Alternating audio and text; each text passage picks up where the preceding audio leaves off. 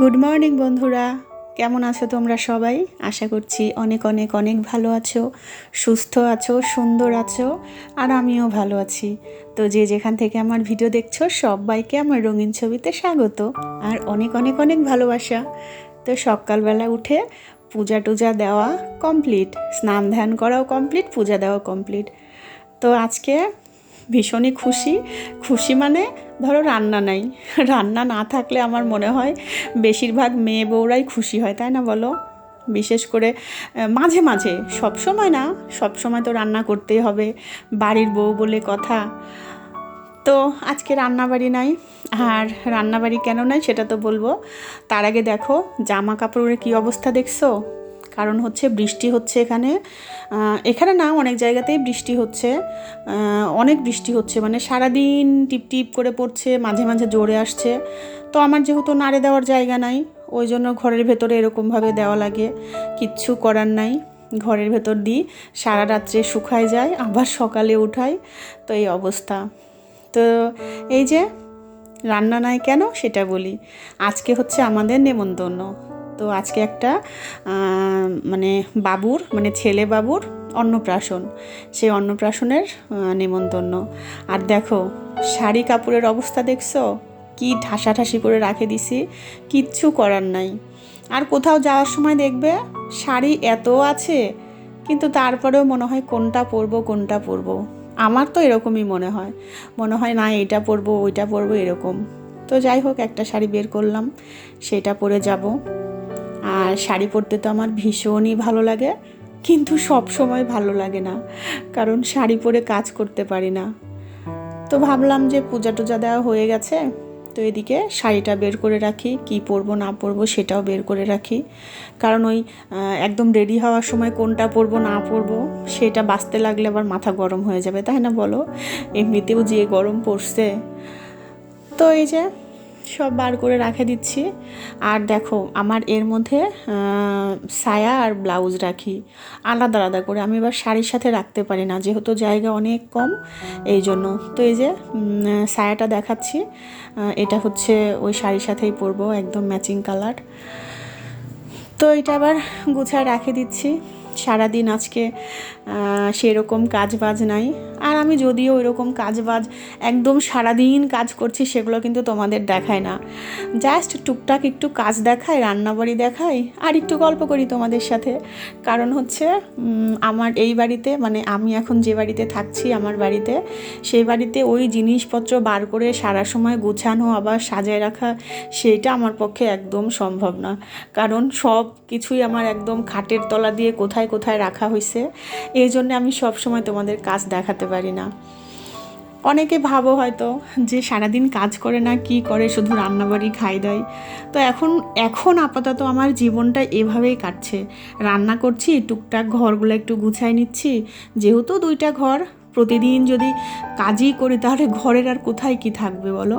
এমনিতেও তো গুছানো রাখি, পরিপাটি রাখি।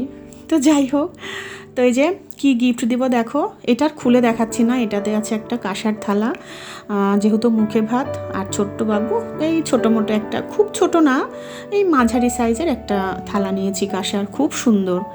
আর এই দেখো আমি রেডি, দেখছো শাড়িটা কেমন অবশ্যই জানাবে।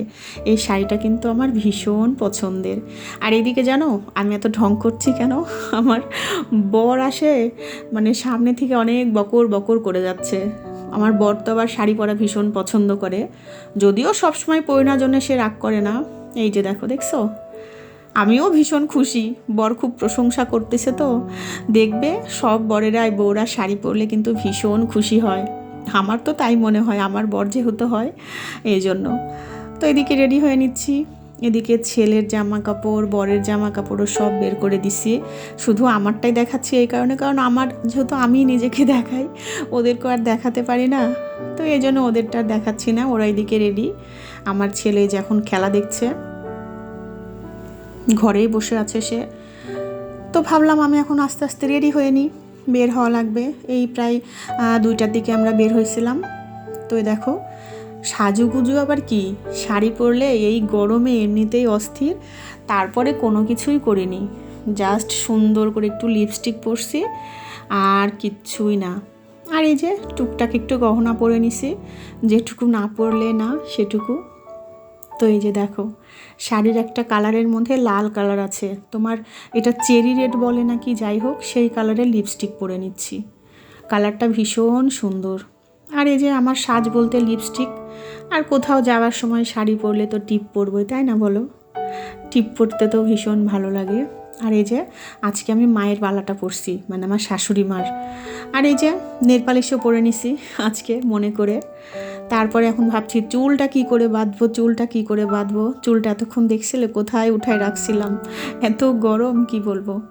তো যাই হোক, চলে আসছি দেখো নেমন্তন্ন বাড়ি। আসে দেখো একটু গল্প টল্প করে নিয়ে খাইতে বসে গেছি। ভীষণ ভীষণ মজাদার সব খাবার ছিল। ডাল ছিল, তোমার চর্বি দিয়ে ডাল ছিল, বেগুনি ছিল, স্যালাড ছিল, খাসির মাংস রোস্ট, আর যেটা আমার পছন্দ সেটা তো রোস্ট। তারপরে দই ছিল, মিষ্টি ছিল। আর খাসির মাংস যেহেতু আমি ভালোবাসি না, আমি তো নেইনি। আর এইদিকে দেখো আমি ভিডিও করছি, বৌদি তো হাসেই অস্থির, এতই লজ্জা পাচ্ছিল সে। তারপরে দাদা এখন সুন্দর করে দেখো খাচ্ছে। আমি বলছি দাদা একটু খান, ভালো করে খান। দাদা তো সুন্দর করে খাচ্ছে। আর ওই বৌদি বলে কি আমাকে দাও, আমি একটু ভিডিও করে দিই তোমারে। তো অত দূর থেকে আর দেওয়া হয়নি, যাই হোক। তো দেখো এই যে আরেকটা বৌদি, সেই বৌদিকে নিয়ে চলে আসছি বাড়িতে। বৌদি মানে বৌদি কাম বান্ধবী, বরের বন্ধুর বউরা মানে আমার বান্ধবী, আমার তো তাই মনে হয়। তো এখানে সবাই মিলে একটু আড্ডা দিচ্ছি। আমি আসে শাড়িটারি চেঞ্জ করে নিছি, এত গরম ছিল। তো ভীষণ মজা হচ্ছে, সবাই মিলে একসাথে অনেক দিন পর গল্প করছি বসে বসে। তারপরে আমার বড় চলে আসছিল, যেহেতু বন্ধুর বাড়িতে অনুষ্ঠানটা ছিল তো ওখানে কিছুক্ষণ ছিল। তারপরে আমরা আসার অনেকক্ষণ পর সে বাড়িতে আসছিল। তারপরে বৌদিরা চলে গেল, ওদের শুধু আইসক্রিম খাওয়ানো হয়েছিল, যেহেতু সবাই ভরপেট কিচ্ছু খাবে না। তো ড্রিঙ্কস নিয়ে আসতে চাইছিল, ড্রিঙ্কস না নিয়ে এসে পরে আইসক্রিম নিয়ে আসছিল। তারপরে এখন এই যে সন্ধ্যার সময় চা করে নিচ্ছি, চা খাবো। আর জানো আজকে দুধওয়ালা দুধ দিয়ে যায়নি, ওই জন্য মনটা তো ভীষণ খারাপ। তো যাই হোক, কি আর করা, গুঁড়া দুধ দিয়ে চাটা বানায় নিলাম। তবে আমার যেন গরুর দুধ দিয়ে চাটাই বেশি ভালো লাগে। গুঁড়া দুধ দিয়ে ভালো লাগে কিন্তু অতটাও না, মানে গরুর দুধের চাটাই আমি বেশি পছন্দ করি, ভালো লাগে আমার। তোমাদের কার কার লাগে অবশ্যই জানাবে, ঠিক আছে? তো আজকে ছেলের চাটা নিয়ে নিই। আর দেখো চা ঢালার সময় অনেকটা পড়ে গেছে ট্রের মধ্যে, তো ওইভাবেই খাওয়া দাওয়া করব। তো এদিকে চা খাওয়া শেষ। বিকালের এই যে, বিকাল না সরি সন্ধ্যার পর আর কি, বাসনপত্র মাজা হয়ে গেছে, সেগুলো এখন উঠায় মানে নিচ্ছি আস্তে আস্তে। যেগুলো আমার সন্ধ্যার পরের কাজ থাকে সেগুলো অনেক সময় হয়তো তোমাদের সঙ্গে শেয়ার করি না, কি কাজ থাকে, আবার অনেক সময় শেয়ার করি তোমাদের সঙ্গে। সারাদিনের যেহেতু আমার ডেলি রুটিন ব্লগ, সেহেতু মাঝে মধ্যে তো একটু শেয়ার করতে হয়, তাই না বলো? তো এদিকে মাজা হয়ে গেছে, তারপরে এগুলো কাজটা সারে তারপরে যায় আবার একবারে বসবো। তো এদিকে গুছাই নিচ্ছি। আর এই যে এটাতে টক দই পাচ্ছিলাম, টক দই শেষ, সেটাও এখন উঠাই নিচ্ছি। কাচের ইয়েতে তো টক দই বেশ ভালো বসে, বাড়িতেই যেহেতু আমি বানাই, কাচের বাটিতেই বানাই। তো এদিকে এগুলো হয়ে গেল। তারপরে রাত্রের খাবার যেগুলো সেগুলো এখন রেডি করব।